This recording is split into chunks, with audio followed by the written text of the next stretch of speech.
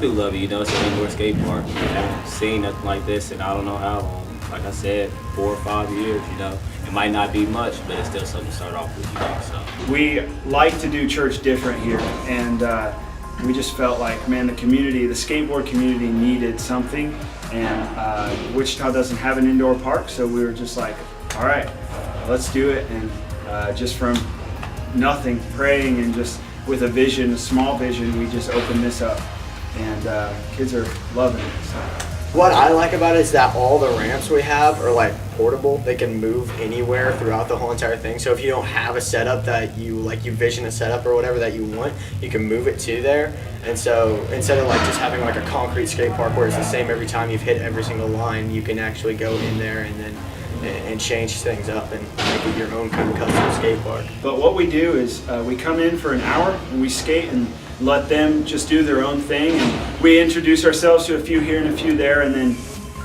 about after an hour in we stop for 10-15 minutes, and we just talk about what's on our heart, what God's laid on our heart, and we've made it a point not to shove God down their throat, because I've noticed that in the skate culture, especially in my life, I didn't enjoy people like just preaching God at me all the time, and I just like having conversations with people. And so I try to be real with the skaters. I try to share real life stories, and I'm really passionate about the gospel and what God's done in my life. And so I think and not to brag, but God's gifted me with a talent to mesh those things together, because skateboarding was my first love, so to speak, and then God got a hold of my heart, and skateboarding just transitioned into my ministry.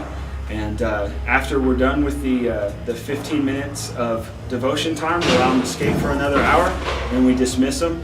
And so it really works out really well, because I've noticed that kids who come and then after Devo time, they're a lot more open with us because they got to know me and Logan.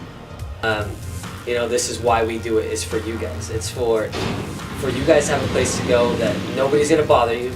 Nobody's going to run you off and be like, oh, you know, you're not supposed to skate here or whatever.